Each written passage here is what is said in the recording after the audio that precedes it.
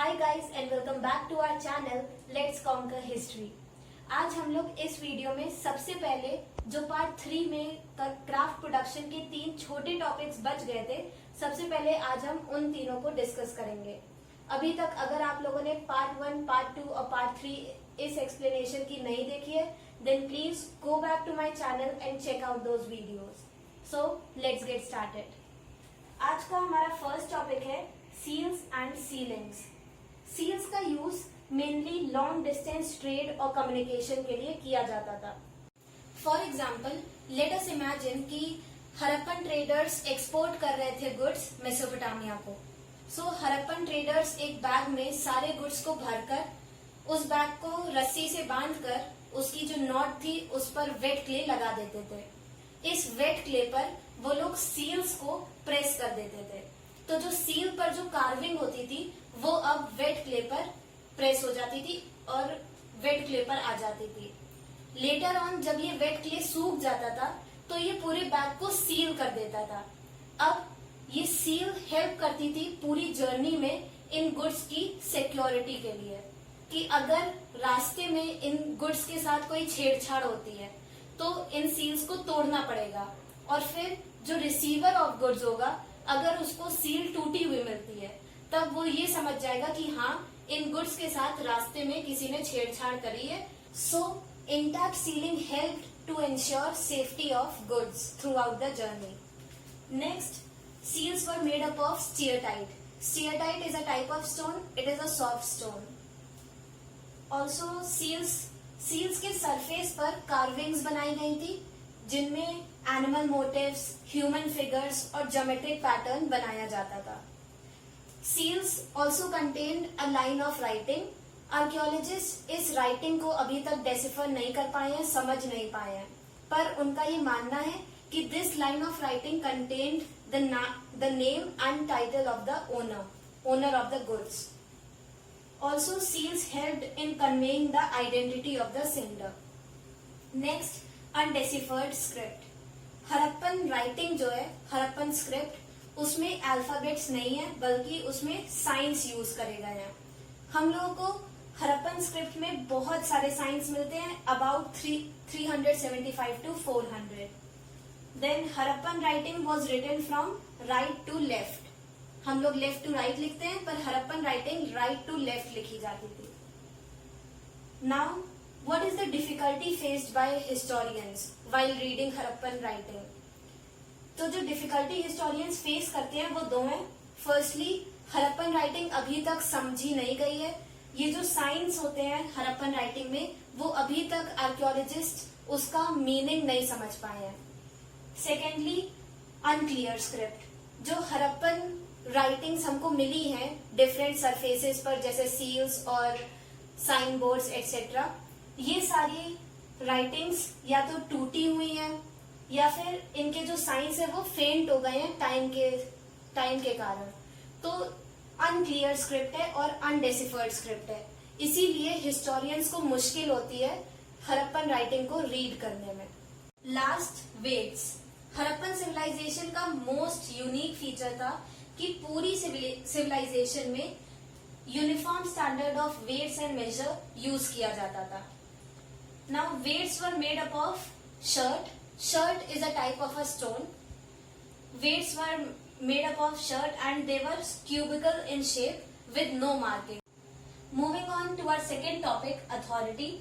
अब हम डिस्कस करेंगे कि क्या हड़प्पन सिविलाइजेशन में कोई अथॉरिटी, रूलर या किंग था या फिर हर पर्सन इक्वल स्टेटस एंजॉय करता था। इस टॉपिक पर आर्कियोलॉजिस्ट के 3 डिफरेंट व्यूज हैं। अब हम हर व्यू को डिटेल में पढ़ेंगे। फर्स्टली, कुछ आर्कियोलॉजिस्ट का मानना है कि हड़प्पन सिविलाइजेशन में कोई भी रूलर नहीं था, मतलब एवरीवन एंजॉयड अन इक्वल स्टेटस। सो इसके सपोर्ट में जो आर्ग्यूमेंट्स हैं वो फर्स्ट, कि हम लोग को कोई भी स्ट्रॉन्ग एविडेंस नहीं मिलता है जो इंडिकेट करता हो centre of power. For example, हम लोगों को सिटाडेल में कोई भी सेंटर ऑफ पावर जैसे पैलेस नहीं मिलता है। मोहनजोदारो में आर्कियोलॉजिस्ट ने एक लार्ज बिल्डिंग को पैलेस बोला था, पर जब उसको डिटेल में स्टडी करा गया तो उसमें कोई भी ऐसे स्पेक्टाकुलर एविडेंसेस नहीं मिले जो इंडिकेट करे कि वो लार्ज बिल्डिंग एक पैलेस था, एक सेंटर ऑफ पावर था। Secondly, ritual practices are still not understood. तो रिचुअल प्रैक्टिसेस अभी तक जो रिलीजन था हड़प्पन्स का उसे डीपली समझा नहीं गया है, इसीलिए हम लोग को कोई रिलीजियस अथॉरिटी भी नहीं मिलती है। Then last, there is no description of people holding power. हम लोगों ने अभी पढ़ा था कि मेसोपोटामियन टेक्स्ट में डिस्क्रिप्शन मिलता है मेलुहा का, मेलुहा के ट्रेडर्स का और हड़प्पन प्रोडक्ट्स का, पर मेसोपोटामियन टेक्स्ट में कहीं भी मेलुहा में जो अथॉरिटी थी, जो सेंटर ऑफ पावर था, उसका डिस्क्रिप्शन नहीं मिलता है। So there is no description of a person, a king और a ruler holding power. Now another group of archaeologists, उनका मानना है कि हर सेटलमेंट का एक अपना रूलर था। हम लोगों ने अलग अलग सेटलमेंट्स अभी तक डिस्कस करी है, जैसे हड़प्पा, मोहनजोदारो, छनोदारो, लोथल एटसेट्रा। तो इस ग्रुप ऑफ आर्कियोलॉजिस्ट का ये मानना है कि हर सेटलमेंट का अपना अलग रूलर था। मोहनजोदारो का अलग, हड़प्पा का अलग, लोथल का अलग। ये सारे रूलर्स एक साथ डिसीजंस लेते थे, पॉलिसीज बनाते थे और पूरी सिविलाइजेशन में इम्प्लीमेंट करते थे। इस आर्ग्यूमेंट की सपोर्ट में जो एविडेंसेस दिए जाते हैं वो ये हैं कि फर्स्टली सिविलाइजेशन इतनी बड़ी थी कि हम लोग ये नहीं मान सकते कि एक सिंगल अथॉरिटी पूरी सिविलाइजेशन को सही से एडमिनिस्ट्रेट कर पाती होगी। इसलिए लोगों का मानना है कि हर सेटलमेंट का अपना अलग एक रूलर था। देन नेक्स्ट, कि इतने ज्यादा कॉम्प्लेक्स डिसीजंस लिए जाते थे हड़प्पन सिविलाइजेशन में कि ये किसी सिंगल अथॉरिटी का काम नहीं लगता है। कोई ग्रुप ऑफ रूलर्स होगा जो इन डिसीजंस को लेता होगा, इन पॉलिसीज को इम्प्लीमेंट करवाता होगा।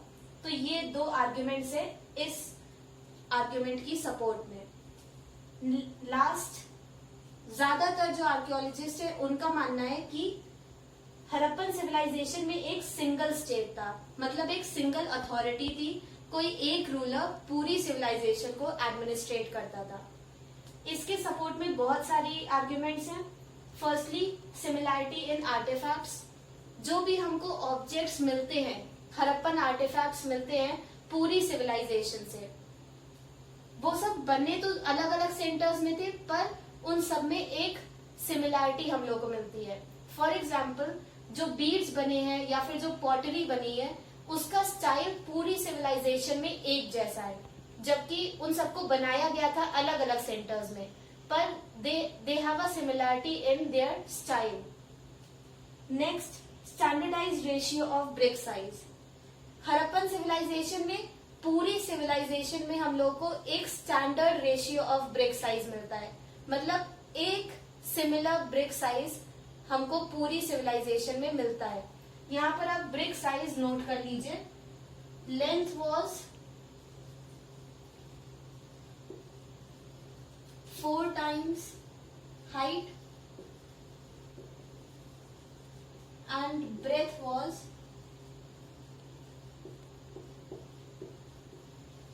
2 times height.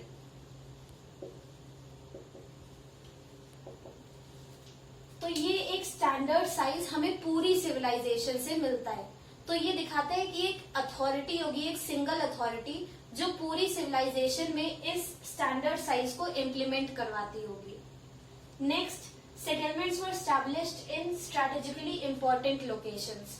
हम लोग पढ़ चुके हैं कि ज्यादातर सेटलमेंट स्टैब्लिश करे गए थे उन एरियाज में जहां पर रॉ मटेरियल्स आराम से मिल जाते थे। फॉर एग्जाम्पल, नागेश्वर और बालाकोट, इनको कोस्टल एरियाज में लोकेट करा गया था जिससे कि शेल को कलेक्ट किया जा सके। तो इतना ज्यादा वाइज डिसीजन, इतना ज्यादा विटी डिसीजन सिर्फ और सिर्फ एक अथॉरिटी ही ले सकती है। हम लोग ये नहीं मान सकते कि लोग इतने ज्यादा वाइज थे कि वो उस सोर्स ऑफ रॉ मटेरियल के पास जाकर ही बसे। तो there was a authority which ordered those people to settle in such strategically important locations. Then planned drainage system. Harappan civilisation में एक वेल डेवलप्ड और वेल प्लान ड्रेनेज सिस्टम हम लोग आर्कियोलॉजिस्ट को मिला है, जिसको एक अथॉरिटी ही इम्प्लीमेंट करवा सकती है पूरी सिविलाइजेशन में। Next, similarity in town planning. हम लोग पढ़ चुके हैं कि हर सेटलमेंट को 2 पार्ट्स में डिवाइड करा गया था, अपर टाउन और लोअर टाउन। ये सिमिलैरिटी जो है टाउन प्लानिंग में, ये इंडिकेट करती है कि कोई अथॉरिटी होगी जो इस बात पर नजर रखती थी कि सेटलमेंट्स को कैसे ऑर्गेनाइज करा जा रहा है। Next, mobilising labour on such a large scale. हम लोग पढ़ चुके हैं कि सिटाडेल को एक प्लेटफॉर्म पर बनाया गया था, तो उस प्लेटफॉर्म को कंस्ट्रक्ट करने के लिए a large number of labours were required, और इतने लार्ज स्केल पर लेबर्स को मोबिलाइज करना ये सिर्फ अथॉरिटी ही कर सकती है। And last, uniform system of weights and measures. ये हड़प्पन सिविलाइजेशन का मोस्ट यूनिक फीचर है, और ये जो यूनिफॉर्म सिस्टम था जो throughout settlement, throughout the entire Indus valley civilisation use करा जाता था, ये इंडिकेट करता है कि कोई अथॉरिटी थी जिसने पहले तो ये डिवाइस करा ये सिस्टम, फिर उसको इम्प्लीमेंट करा थ्रू आउट द सिविलाइजेशन। तो इतने सारे पॉइंट से ही हम ये समझ सकते हैं कि this argument is the most favoured one. सबसे ज्यादा आर्कियोलॉजिस्ट का यही मानना है कि हड़प्पन सिविलाइजेशन में सिंगल स्टेट था। अगर इस टॉपिक पर कोई क्वेश्चन आता है 8 मार्क्स में, तो आप लोग पहले तो ये तीनों आर्ग्यूमेंट्स को अच्छे से डिटेल में डिस्क्राइब कर दीजिए, एंड देन लास्ट में जो आप कंक्लूजन दीजिए उसमें बस इतना लिख दीजिए कि the last argument is the most plausible one. Now we'll discuss about the decline of the Indus valley civilisation. So by approximately 1800 BCE ज्यादातर जो मैच्योर हड़प्पन साइट्स थी वो अबैंडन होना शुरू हो गई थी। अबैंडन मतलब इन हड़प्पन साइट्स को अब खाली कर दिया गया था, और अब आर्कियोलॉजिस्ट एक शिफ्ट ऑफ पॉपुलेशन ऑब्जर्व करते हैं, जिसमें लोग अब इन हड़प्पन साइट्स को छोड़कर दूसरे रीजन्स को माइग्रेट कर रहे थे, जैसे गुजरात, हरियाणा और उत्तर प्रदेश। इन सब रीजन्स में अब एक शिफ्ट ऑफ पॉपुलेशन ऑब्जर्व करा गया है। आफ्टर 1800 BCE जो कुछ हड़प्पन सेटलमेंट्स थी जहां पर अभी भी लोग रह रहे थे, अब वहां पर एक डिस्टिंक्टिव कल्चर आर्कियोलॉजिस्ट को मिलता है आफ्टर 1900 BCE। इस कल्चर को उन्होंने लेट हड़प्पन कल्चर बोला है। क्यों? क्योंकि जो मैच्योर हड़प्पन कल्चर के जो डिस्टिंक्टिव फीचर्स थे, जैसे plan drainage system, uniform system of weights and measures, and Harappan pottery, beads, craft specialisation, ये सब जो उसके डिस्टिंक्टिव फीचर्स थे, अब 1900 BCE के बाद से वो डिसअपियर हो गए थे, और अब इस रीजन में हमको एक रूरल वे ऑफ लाइफ मिलती है। मतलब 1900 BCE के बाद से एक ट्रांसफॉर्मेशन हो गया था from mature and developed Harappan culture to primitive and rural like Harappan culture, और इस प्रिमिटिव हड़प्पन कल्चर को बोला गया है late Harappan culture. Next, we will discuss the causes of decline of Indus Valley civilization. तो पहला कॉज है इकोलॉजिकल इम्बैलेंस, मतलब हड़प्पन रीजन में हो सकता है फ्लड्स, ड्रॉट्स, फमीन्स, क्लाइमेट चेंज, ये सब एक्सपीरियंस करा गया हो, जिसकी वजह से बहुत सारे लोग मर गए हो, और जो बची हुई पॉपुलेशन थी उसको माइग्रेट करना पड़ा होगा नए रीजन्स में, जैसे गुजरात, हरियाणा, उत्तर प्रदेश एटसेट्रा। सो हो सकता है इकोलॉजिकल इम्बैलेंस के कारण हड़प्पन साइट्स को अबैंडन कर दिया गया हो। नेक्स्ट, शिफ्टिंग ऑफ और ड्राइंग अप ऑफ रिवर्स। जो रिवर्स इस रीजन को ड्रेन कर रही थी उस समय, जैसे इंडस रिवर या फिर इंडस की जो 5 ट्रिब्यूटरीज हैं, रावी, सतलुज एटसेट्रा, तो ये सब रिवर्स हो सकता है इस पीरियड में या तो इनके कोर्स में शिफ्ट हो गया होगा, जिसकी वजह से फ्लड्स आ गई होंगी सेटलमेंट्स में, या फिर ये रिवर्स ड्राई अप हो गई थी जिसकी वजह से ड्रॉट्स आ गए थे। तो बोथ फ्लड्स एंड ड्रॉट्स, ये दोनों नेचुरल डिजास्टर्स के कारण लोगों को शिफ्ट करना पड़ा होगा, और फिर माइग्रेट करके उन्होंने हड़प्पन सेटलमेंट्स को अबैंडन कर दिया था। Then over use of landscape, हो सकता है हड़प्पन्स ने सॉइल का ओवर यूज करा हो, जिसकी वजह से फर्टिलिटी ऑफ सॉइल डिक्लाइन हो गई हो और एग्रीकल्चरल आउटपुट कम हो गया हो, या फिर उन लोगों ने वाटर रिसोर्सेज का ओवर यूज कर लिया था, जिसकी वजह से रिवर्स ड्राई अप हो गई हो। तो हो सकता है ओवर यूज ऑफ लैंडस्केप के कारण हड़प्पन शिफ्ट हुए थे दूसरे रीजन में।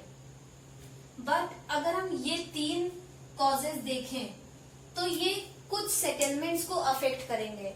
हम ये नहीं मान सकते कि ये कुछ नेचुरल डिजास्टर्स पूरी इंडस वैली सिविलाइजेशन में एक साथ आए होंगे। ये कुछ 1-2 सेटलमेंट्स को अफेक्ट कर सकते हैं, पर entire Indus valley civilisation declined because of such natural disaster, ये मानना थोड़ा मुश्किल होता है।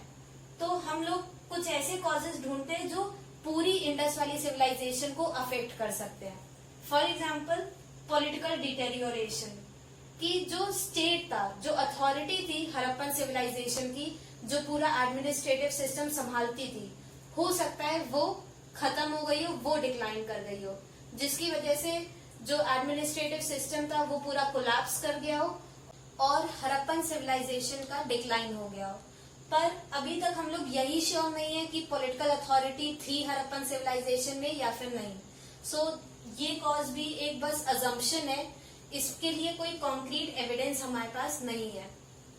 लास्ट और जो मोस्ट पॉसिबल आर्ग्यूमेंट है या जो मोस्ट पॉसिबल कॉज है डिक्लाइन का, वो ये हो सकता है कि आर्यंस ने इन्वेड करा था हड़प्पन सिविलाइजेशन में। क्योंकि आर्यंस ने जब इंडिया को एंटर करा, जो आर्यंस का इंडियन सबकॉन्टिनेंट को एंटर करने वाला जो टाइम पीरियड है, वो हड़प्पन सिविलाइजेशन के डिक्लाइन वाले टाइम पीरियड से कोलाइड करता है। मतलब ये दोनों इवेंट्स सेम टाइम पीरियड में हुए थे। इसीलिए आर्कियोलॉजिस्ट का ये मानना है कि हो सकता है आर्यंस ने इन्वेड करा था हड़प्पन सिविलाइजेशन को और उन्होंने डिस्ट्रॉय कर दी थी हड़प्पन सेटलमेंट्स और लोगों को मार डाला था जो हड़प्पन्स रहते थे वहां पर। इसी वजह से हड़प्पन सिविलाइजेशन डिक्लाइन कर गई। अगर ये क्वेश्चन आता है तो आप लोग ये 5 पॉइंट्स एक्सप्लेन कर दीजिए, किसी भी पॉइंट पर एम्फसाइज करने की जरूरत नहीं है। Once again, we have arrived to the end of the video. If you all liked my channel, then do like, subscribe and share my channel with all your friends. The subsequent topics will be covered in the upcoming last and final video. Till then, bye bye.